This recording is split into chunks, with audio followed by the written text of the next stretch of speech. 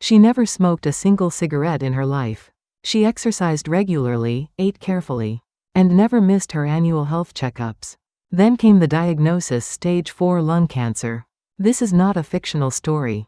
It is a pattern repeating itself in households across the world. And the answer to why it happens is almost always found not in a cigarette pack but in the kitchen. Right now, in millions of homes, someone is grilling meat, frying fish, or stir-frying vegetables, with the windows closed and the range hood switched off. The smoke filling that kitchen is not just steam and cooking aroma. Scientists who have measured the air inside closed kitchens during grilling found PM 2.5 concentrations that exploded from 97 micrograms per cubic meter to over 1,000 micrograms in just 10 minutes. More than 67 times the World Health Organization's 24-hour safety limit. In some measurements, grilling produced PM 2.5 levels, averaging 553 to over 1,062 micrograms per cubic meter.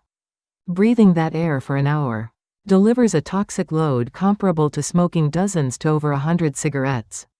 And this is happening in your kitchen.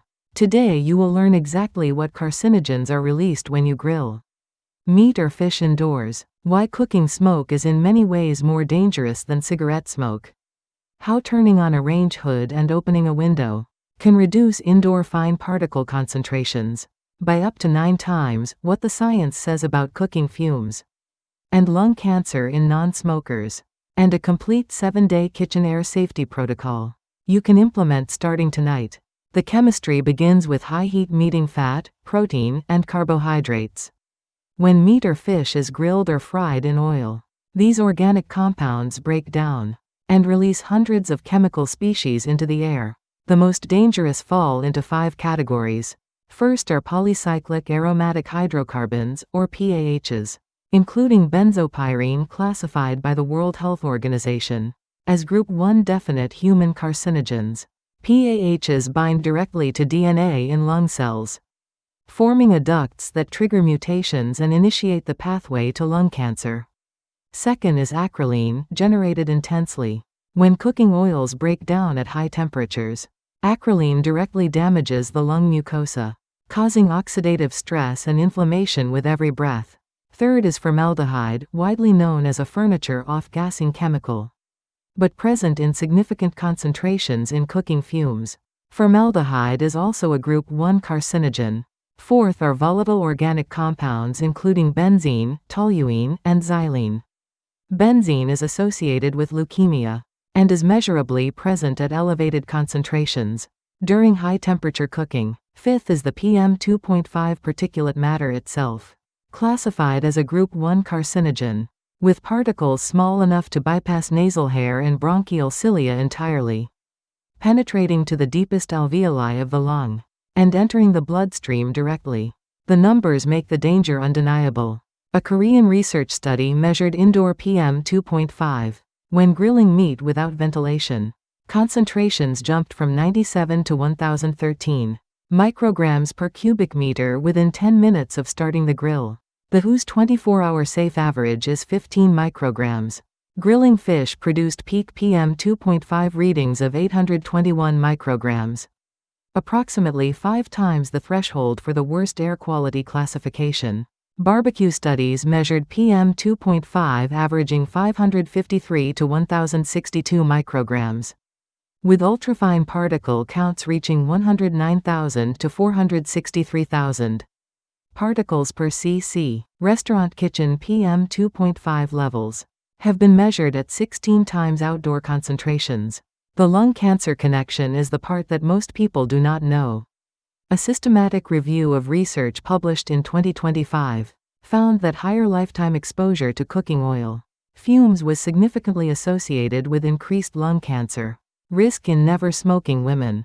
Studies of East Asian populations have found that women who cook with high heat frying or grilling methods 4 or more times per week face up to a 3.7 times greater risk of lung cancer than those who do not.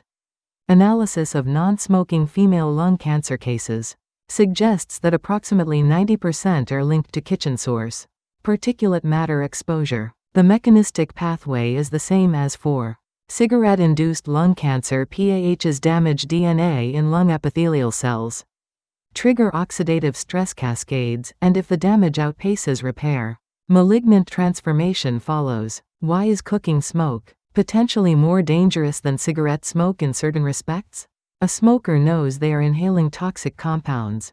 But cooking smoke enters the lungs of everyone in the home, including children playing on the floor, who breathe at a higher rate than adults, are closer to where heavier particles settle, and have lungs that are still developing. The exposure is cumulative, invisible, odorless in its most dangerous molecular forms, and socially normalized.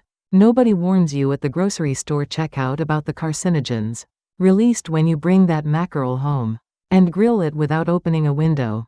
The global scale of this problem is documented by the WHO.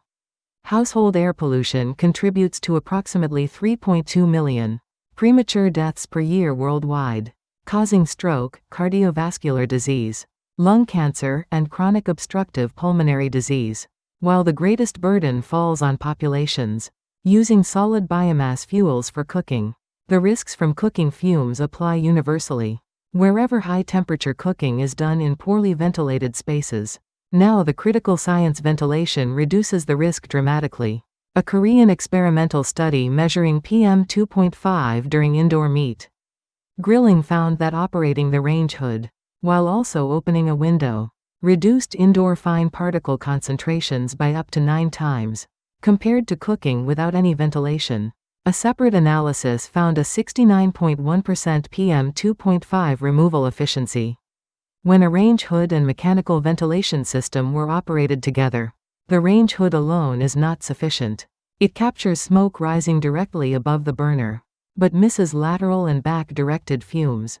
The most effective system combines range hood operation with simultaneous fresh air intake through an open window, creating a cross-ventilation flow that actively flushes the kitchen air. Here is your 7-day kitchen air safety protocol. On day 1, change the first thing you do when you start cooking. It is not turning on the burner. It is switching on the range hood and opening a window. Do this before any heat is applied to food. Maintain ventilation throughout cooking, and keep the hood running for at least 30 minutes. After cooking ends to clear residual airborne pollutants. On day 2, inspect your range hood. A filter clogged with grease reduces airflow by more than half, making the hood nearly useless. Range hood filters need cleaning or replacement every 1 to 3 months. Confirm that your hood vents to the outside, rather than recirculating air back into the kitchen through a charcoal filter. Recirculating models are significantly less effective at removing PM2.5 and VOx. On day 3, adjust your cooking methods where possible.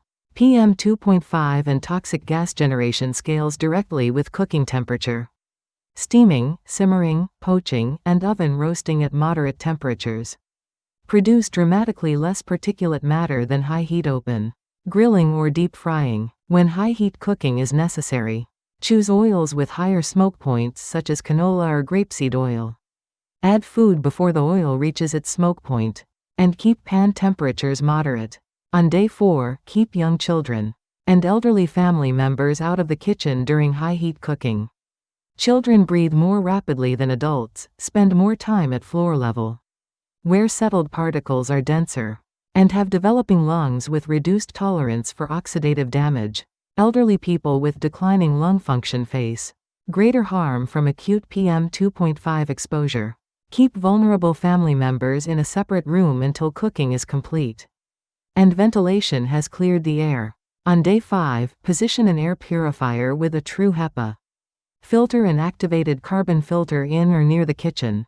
Air purifiers cannot replace hood ventilation during active, high-pollutant cooking, but they effectively capture residual PM2.5 and VOx. After ventilation has reduced peak concentrations, run the purifier during and for at least 30 minutes after cooking. On day 6, monitor for carbon dioxide buildup.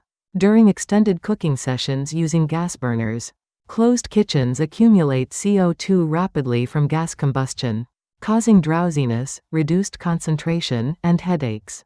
Before PM2.5 levels become visibly apparent, intermittent window opening during long cooking sessions Manages both CO2 and accumulated VOX simultaneously. On day 7, share this information with whoever cooks in your household. The person cooking absorbs the highest exposure. But every person in the home breathes the air. If your mother, partner, or parent stands at the stove every day without ventilation, this video is the most practical health protection you can give them today. One safety note: cooking fumes are a documented risk factor for lung cancer. But individual susceptibility varies depending on genetics, total exposure duration, cooking frequency, and kitchen ventilation history. If you have a persistent cough, unexplained breathlessness, or blood in sputum, especially if you are a long-term non-smoking cook, please consult a chest physician and discuss whether a low-dose CT lung scan is appropriate. On days when outdoor air pollution is severe, outdoor ventilation may introduce more PM 2.5 than it removes. On those days, shorten cooking time.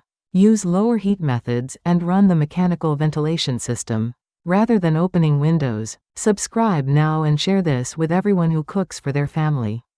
Because the most dangerous kitchen habit is the one nobody warned them about.